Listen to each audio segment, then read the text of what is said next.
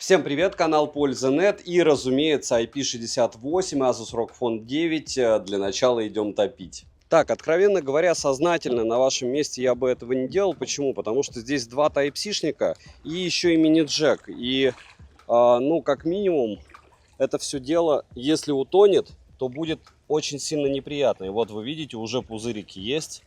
Понятно, что какое-то время он проживет под водой, но однозначно для водных процедур существуют другие чехлы и другие смартфоны.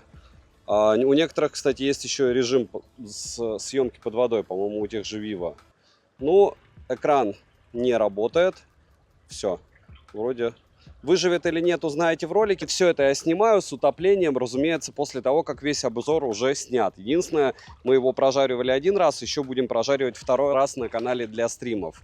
Всем добра, смотрим. Всем привет, вы на канале Польза.нет, меня зовут Саня, и здесь только подробные обзоры с целью сэкономить вам средства. И сегодня я расскажу вам о смартфоне под неймингом Asus ROG Phone 9. 9 Pro отличается тем, что у него есть просто-напросто, по большому счету, телевик, ну и чуть-чуть больше возможностей на задней крышке. Но об этом будет другой обзор. Сегодня я расскажу вам о смартфоне, у которого 185 Гц экран. Это раз. Два. У него стоимость примерно такая же, как у iQOO 13. Три. Я его сравню по съемке с Xiaomi 14T, который в 2 раза дешевле. И все те, кто говорят, что давайте, чтобы и графоны вообще не могли снимать, ну, вы реально не пользуетесь камерой, кто-то стримит, еще что-то делает. Я думаю, что это важно. Здесь остались определенные проблемы сразу с фронталкой, вспоминаем Rolling Shutter. Здесь никакая не суперская камера. Если говорить о процессоре, Snapdragon 8 Elite, он последний, он здесь очень крутой, но есть маленькое но. Не под все игры он еще заточен, пока. У него есть обходная зарядка, притом можно использовать как этот Type-C-шник, так и этот. Они чуть-чуть по-другому расположили микрофоны, чуть-чуть по-другому расположили динамики. Триггеры с самого начала не глючат, как в восьмерке, кто помнит, у Asus ROG Phone 8 это было, и вроде бы у кого-то даже и не стало лучше после обновлений. Это у меня Tencent версии, есть глобалка, она на 50% дороже. В Tencent разница в том, что тебе надо прошивку просто-напросто закидывать в корень раз в 3 месяца, и обновляется телефон сам. Просто скачиваешь с сайта и все.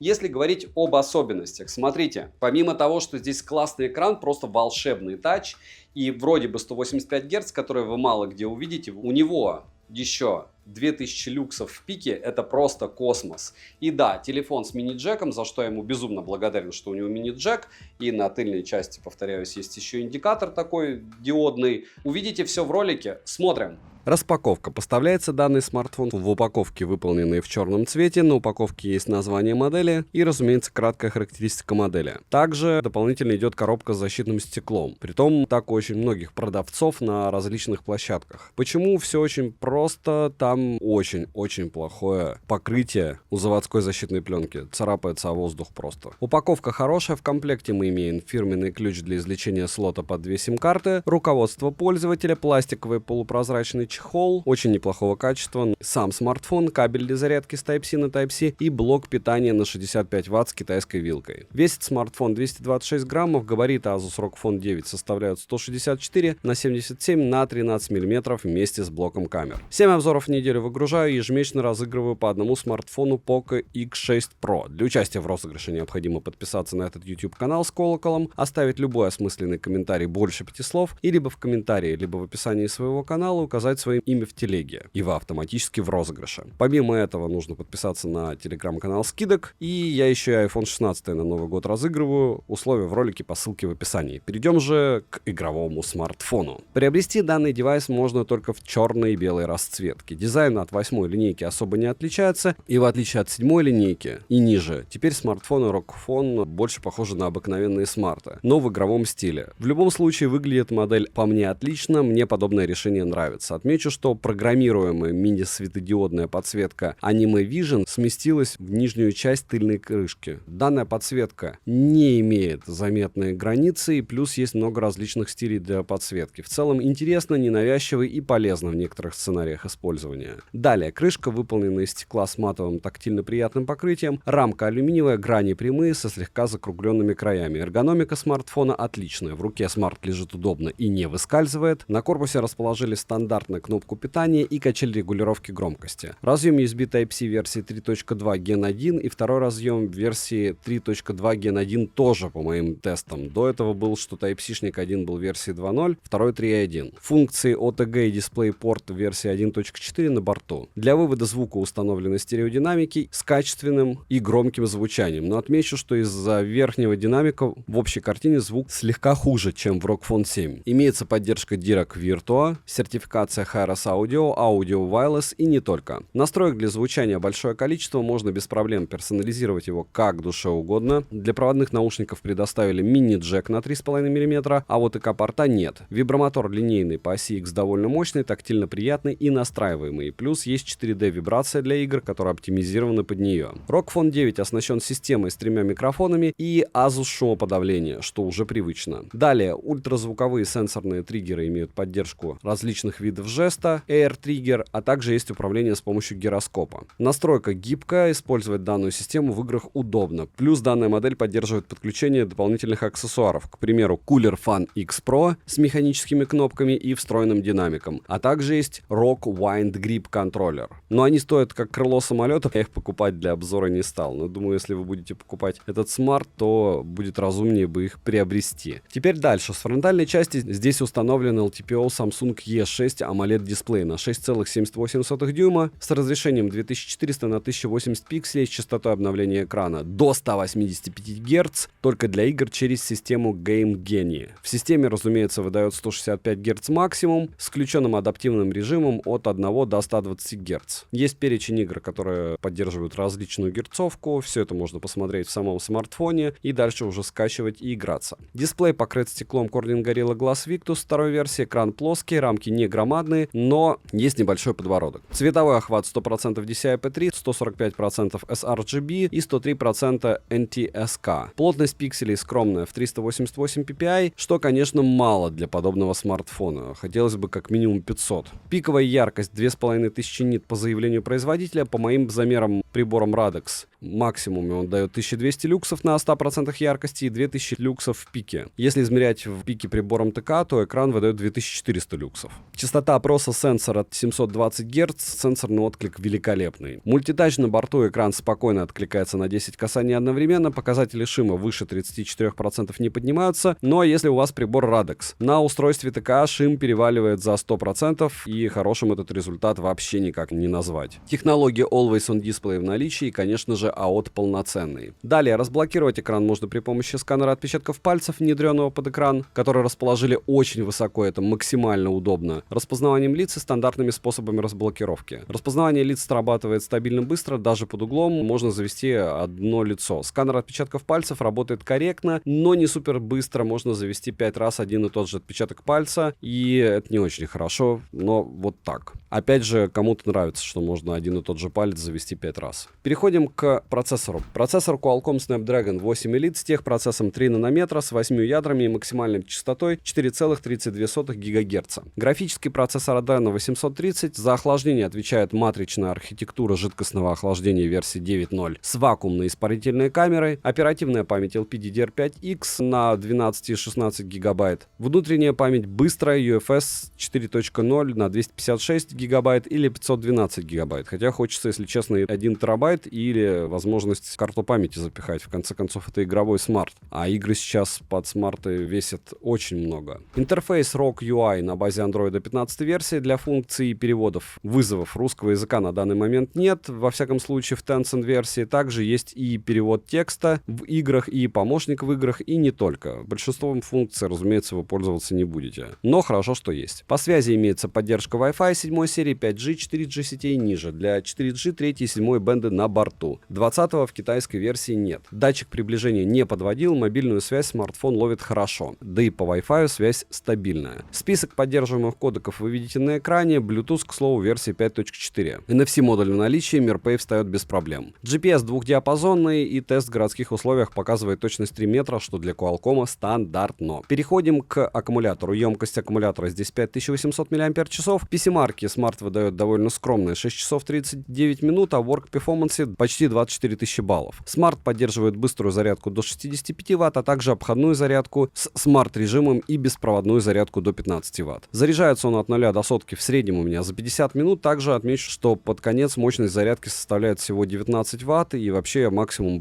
видел 40. За 1 час при просмотре видео на YouTube у меня уходило примерно 4-5% заряда. В играх уходит 20-24% заряда, но, повторяюсь, если хотите узнать, как он ведет себя в играх, есть много игровых тестов не только у меня на YouTube, это хорошо. Смотрите и оценивайте. Лучше смартфона я не встречал. Почему? Потому что в каком-нибудь Genshin Impact через 30 минут яркость держится 960 люксов только у него. Я не скажу, что там что-то сильно подлагивает. Во всякие PUBG играть вообще кайф. Плюс здесь еще и сенсоры вообще не глючат, в отличие от прошлой версии, потому что в прошлой версии триггеры у меня подглючивали. Перейдем же к тестам. Что он показывает в тротлинг-тесте, вы видите на экране. Притом результаты сильно зависят от того, в каком режиме вы его проводите. Помимо режима важна еще прошивка. Это тест планировщика, который не особо много всего показывает, но очень часто коррелирует с тем, как смартфоны ведут себя в играх. Этот смарт ведет себя в играх классно. В Geekbench 6 в синглкоре он выбивает 3151 балл, в мультикоре 9920 баллов. Что он показывает в 3D-марке, вы видите, но особо хочу обратить внимание на устойчивость. То есть везде вы видите либо 86%, 90%, 99%. То есть смартфон очень-очень устойчивый к нагрузкам. Хотя, опять же, когда мы его 3 раза гоняли в Antutu, он выдал у нас на 3-й раз 2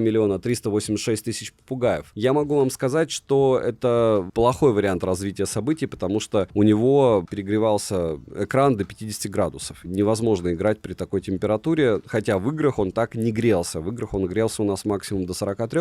Storage тест показал 193 тысячи. В Antutu, в принципе, он выбивал 2 900 000 максимум. То есть на 3-й прогон он 2300 показывает. Стресс-тест прошел далеко не идеально, но главное, как говорится, прошел. Переходим к камерам. Основной сенсор Sony Lite 700 на 50 мегапикселей с апертурой 1.9, фокусным расстоянием в 24 мм, 6-осевой гибридной системой стабилизации и максимальным разрешением для видеосъемки 8К 30 FPS. И, конечно же, есть 4К 60 FPS и ниже. HDR доступен в разрешении 4К 30 FPS максимум. Удобная функция — это фиксированный фокус на объекте со слежением, но это не новинка. Далее есть сверхширокоугольный сенсор OV13 на 13 мегапикселей с апертурой 2.2 и углом обзора в 120 градусов. Плюс есть макро на 5 мегапикселей с апертурой 2.4, фронталка на 32 мегапикселя с углом обзора в 90 градусов и максимальным разрешением для съемки видео 1080p 30 fps. В сравнении со смартфоном 14T ROG Phone 9 показал себя хорошо. Я бы даже сказал, что он снимает, как для игрового смартфона, отлично. Но минус за плохую работу со светом. В остальном качество видеосъемки хорошее. Но опять же, на камеры сильного упора нет, тут на игровой процесс упор. Короткие примеры вы сейчас увидите, как и сравнение видео. И хочу отметить, что если хотите сравнить фотографии, в которых, по мне, 14T лучше, сходите в мою личную телегу, я тогда скину исходники. Будете снимать витрины.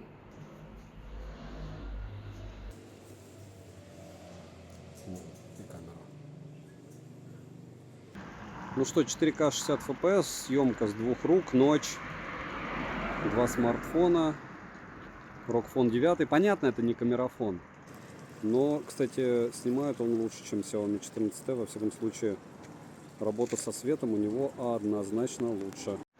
Все, у ROG Phone отключил сейчас автоматическую подстройку частоты кадров. И хочу отметить, я снимаю без HDR, потому что иногда, когда с HDR снимаешь, потом у тебя все цвета плывут при рендеринге. То есть кодировка должна быть особой и нужно долго химичить. В общем, вот сейчас частота эксперимента максимум. Но фронталка Full HD 30 FPS. Я почему-то был не удивлен, что у Asus Rolling Shutter. Так, кстати, нечаянно нажал на кнопочку. Ну, в общем, Asus Rolling Shutter, и мало того, что не особо фонтанно все, шумов море, так еще и Rolling Shutter. И 4К 60 FPS, ночь. И вот здесь, если смотреть, как он работает со светом, я даже не знаю, кто лучше. Здесь одинаково тоже. Видите, никто надписи не может вытянуть. Так, 4К 60 FPS, и однозначно Asus я камерафоном назвать не могу прямо 100%. С другой стороны, да, шумов много, и все это так специфически. Так, мне надо сейчас перекрикивать песенку, иначе мне заблокируют ролик, поэтому здесь и 4К 60 FPS, я надеюсь, что вы слышите, видите и все остальное. И надолго я включать, соответственно, пример не буду. Ультраширика 2 работают в режиме 4К 30 FPS максимум. И вот так вы сможете снимать на эти два смартфона. В принципе, очень даже неплохо, но реально Xiaomi, конечно, ушатывает даже по ультраширику. Может быть, я не прав, напишите. Так, ну сравниваем видеовозможности. Днем шумит море, не сильный ветер. И вот так вы примерно сможете снимать на эти два устройства. Я вижу больше фризов сейчас на Asus намного. Ну, снова это не камерафон. И зумы сравниваем. X6, X4, допустим, X4, X4. А вот в X4 зуме я отдам предпочтение Asus, кстати. Может, это только в этой локации. Давайте-ка попробуем еще где-нибудь. X4. Да, и здесь четче. Намного. Так интересно, да? Это фокус что-то гуляет у Xiaomi. Ну и фронталки Full HD 30 FPS против 4К 30 FPS. Наверное, ну по цветам iQOO никак, но динамический диапазон, видите, позади меня как. С другой стороны, Rolling Shutter лютейший. И, ну, если стационарно, надо всегда выбирать, где снимать. То есть, если в помещении, то может быть. Так, вечернее сравнение, 4К 60 FPS. И вот так сможете снимать алтари. Так, основной модуль 4К 30 FPS. Нет, это не камерафон, и это уровень, ну, я не знаю, смартфона за долларов. Ультраширик 250, и это не самый удачный смартфон по съемке за $250. X4 максимум. Так, съемка с одной руки, 4К 60 FPS, и он как-то очень плохо ловит частоту мерцания. То есть, видите, я уже раза 4 запускал, и все равно 4К 60 FPS, он почему-то мерцание ловил у этой лампы неприятное. Вот так снимать сможете, если будете катить на байке и параллельно снимать. Но желательно, разумеется, так не делать. Надеваем шлем, едем аккуратно, ни в коем случае не смотрим на экран при съемке, вообще не снимаем, да. И, разумеется, без всяких остаточных явлений. Ну, повторяю, что почти во всех роликах я катаю в этом месте медленно, плавно и эффективно ночью без людей. Насколько у кого лучше получается работа со светом и стабилизация, посмотрите сами. И 4К 60 FPS, ночь. Ультраширик 4К 30 FPS. Такие вот легкие фризы. Съемка против основа. И 4К 60 FPS. Еда. Съемка с одной руки. Смарт.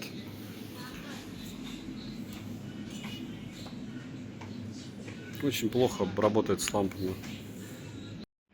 Ну что, 4К 60 FPS, пример ночной съемки. Вот так вы примерно сможете снимать ночью город. И фронталка Full HD 30 FPS. Так вы сможете себя снимать на фронталку. Опять же, меня подсвечивает лампа. Если уйти от нее, все будет вот так. Как говорится, свет решает. Так, ну вот это вот видео без сравнений. И вот так примерно вы сможете снимать с этого смартфона. И иксы днем. X4 вообще не камерафон никак. Но с другой стороны, для того, чтобы какие-то... Ох, как долго автофокус думает. Зато плавно, да? Какие-то манипуляции делать его хватит. Так, Full HD, ультраширик. И вот так скромненько вы можете снимать на него. Допустим, тот же Макдональдс, основа, ультраширик. Все сами видите. разницу между основой и ультрашириком, да? Но снимает. У Xiaomi 14T, для примера, фронталка, она, вот он, 14T, не волшебная, правда? Ну, не очень, но по сравнению с ROG-фоном она просто супер. Ну, вспоминаем еще про Rolling Shutter. Если брать тот же ультраширик, вот он на 17 мм на Asus, и ультраширик от Xiaomi, здесь можно еще поспорить. То есть ультраширик у Xiaomi лучше все-таки отрабатывает со светом, меньше шумов и больше контраст, но вот фотография сама с Asus мне не очень не нравится. Я бы сказал, что в принципе они чуть ли не паритет. Здесь, разумеется, контраст очень высокий у Xiaomi. Возможно, даже в чем-то лучше будет у нас ROG. По цветам черепица ближе у Xiaomi. По деталям, в принципе, я говорю, вот смотрите, даже ночная фотография на основной модуль, ну не сказать, что там прям полная ушатайка. Я бы даже сказал, что нет, на ROG-фоне даже лучше получилось. Вот такая вот история пока. Еще раз скачиваем исходники. Так, ну и вторые примеры. Вот смотрите, здесь у нас у ROG-фона чуть-чуть удачнее фронталка получилась фотография. Но, опять же, если сравнивать с Xiaomi, разумеется, небо и земля. То есть фронталки сравнивать смысла нет. Если говорить про основные модули, вот смотрите, у ROG-фона, допустим, основной модуль. Я бы даже сказал, что моментами он снимает лучше. Да, может, цвета не совсем корректны, но в целом он прям на уровне. Может быть, деталей где-то больше, а где-то меньше. Но повторяю, что фотографировать очень даже достойно, очень на него даже возможно. Если говорить о о пейзажной съемке, то вот у нас ROG-фон. Кстати, по цветам может быть даже чуть-чуть ближе, чем Xiaomi, который все, как всегда, выкрутил контраст. И вот так у нас будет с детализацией плюс-минус одинаково. Да, можно рассматривать здания рядом, и, возможно, даже Xiaomi где-то выиграет, в чем я сомневаюсь. Но в целом, если не заниматься копанием каких-то деталей и рассматриванием, что там внутри окон, плюс-минус все одинаково. На основной модуль все снимают очень хорошо. Но вот здесь, говорю, фотографии мне не нравится этот, как пресет у них, хотя это сток у 14T, а здесь у нас картинка понатуральней, конечно. Понатуральней, и пусть она может кому-то бледной показаться, мне она нравится больше. Минусы: нет возможности расширить внутреннюю память, это какая-то дичь, потому что это игровой смарт. Слабая фронтальная камера, плюс еще Rolling Shutter, шим у экрана просто космос, скромная плотность пикселей. Цены можете посмотреть по ссылке в описании к видео, не забудьте подписаться на телеграм-канал скидок взаимопомощи и мой личный телеграм-канал по ссылкам в описании, этим вы очень помогаете проекту. Надеюсь, напишите какой-нибудь комментарий, потому что телефон специфичный, такие смартфоны не всем нужны, ну и продавать его не так просто, как кажется. Но в своей личной телеге расскажу, сколько потерял на перепродаже. Резюмировать я бы хотел довольно долго и мучительно, как всегда. Смотрите, как всегда, у меня будет обзор еще одним кадром, где я дополню что-то. У меня был обзор на канале Польза стримы, прожарка его один раз, может быть, еще будет второй. Помимо этого, я хочу отдельно отметить то, что у него не волшебная автономность. Повторяюсь, что не во всех играх он до конца оптимизирован. Тот же Warzone, вы видели вот эти вот пиксели в самом начале. Если говорить про камеру, она здесь, конечно, печальна за эти деньги. Этот Rolling Shutter тоже печально. Вы скажете, камера не нужна. Ну, хорошо. Если говорить про аксессуары, они стоят, конечно, космос. Если говорить про скорость зарядки, 50 минут до 100%. Ну, круто, что здесь есть обходная зарядка. Да, ты можешь и так через Type-C-шник, и так ее подключить. 50 минут. Это очень много. Притом не только у меня он так заряжается. Зачем делать такую мощную зарядку, если заряжается смартфон так долго? По поводу автономности, в принципе, вы видели PC-Mark. Она здесь не волшебная. По поводу сборки, у меня, в принципе, никогда с ним проблем не было. Если говорить про Vibro, оно флагманское здесь, но все равно у Паласов лучше. Может быть, из-за веса, я не знаю. Если говорить про камеру, она слишком сильно как выпирала, так и выпирает. Если говорить про общее ощущение, это прям цвет, блеск, красота. И, разумеется, я купил и Red Magic тоже. И он тоже будет на обзоре. Но 9-й Red Magic был как минимум ужасен, он перегревался, кто-то его гонял в морозилке, чтобы показывать вам красивые тротлинг-тесты. По факту он все заваливал. По материалам очень круто, по тактильным ощущениям он довольно толстенький, но вот так его держать удобно. Единственное, да, если бы не было бы в камере, вообще бы было очень круто. Единственное, да, наверное, лучше все-таки носить его в чехле. С ним идет стекло, не зря, потому что защитная пленка превращается сразу в шлак. у нее не очень хорошее покрытие. И то, что 5 пальцев вешается и только одно лицо, ну, ничего удивительного. И повторяю, что если у вас есть ROG вот многие говорят, там, у вас есть 6, 7, 8, можно брать 9. Можно. Но Asus, они всегда крутые. Что бы я с ним ни делал, это единственный практически смарт, хотя есть еще некоторые модели, которые тебе в пике показывают 2000 люксов, а в играх показывает 980 люксов через полчаса в Геншине на 60 FPS. Да, он безумно греется. Да, в Antutu, когда мы его гоняли на стриме, он показывал 50 градусов на экране. Это прям очень много. То есть это прям безумно много. Если его не гонять в тротлинг-тестах, чтобы у них не отвалился процессор, все будет хорошо. Читайте отзывы. Да, у некоторых даже Asus выходят из строя, в принципе, как и ноутбуки. Да, у них с ремонтом не всегда все волшебно. Но, повторяюсь, если у вас смартфон для игр, для конкретных каких-то, и вы прям фанат, альтернатив у вас нет. Да, у вас будет дорогой кулер под 100 баксов, да, у вас будут дорогие чехлы, но в то же время вы получите самый крутой экспириенс, какой только есть, потому что комьюнити у Asus огромное, вы можете делиться этими настройками, настраивать смартфон под каждую игрушку, 2 игры одновременно запускать, одна в окошке, одна так. И миллиард всяких настроек. Зафиналить хочу тем, что это чистой воды игрофон. И если брать смартфоны по $250, у них могут быть камеры лучше. Если брать смартфоны по $250, у них может быть автономность лучше. Если брать смартфоны по $250, у них будет, скорее всего, быстрее зарядка, чуть ли не в 2 раза. И по $250-300 у вас не будет шима. Шим здесь космос, даже с режимом шима. И если вы много проводите время в играх и шим для вас чувствителен, подумайте 3 раза, потому что то, что они сделали с этим экраном, это очень удивительно. Все результаты тестов вы видели. Мое дело вам рассказать. Покупка любого устройства – это всегда компромисс. Лучший компромисс при покупке – это не покупать, разумеется. Найти причины, чтобы купить, намного проще, чем причины не покупать. Так что, если вы остались на своем 6, 7, 8, 5, то вы молодец. Если купили новый, тоже молодец. Потому что смарт классный. Вот, ну, опять же, я как человек, который очень сильно радуется, когда что-то работает очень быстро, работает безумно все быстро. Интересно ли вам мне сделать обзор на прошку, напишите, но я смысла не вижу, просто стоимость выше. Девайсу от меня, несмотря ни на что, в Tencent версии однозначно да, за эти деньги игрофонов больше нет.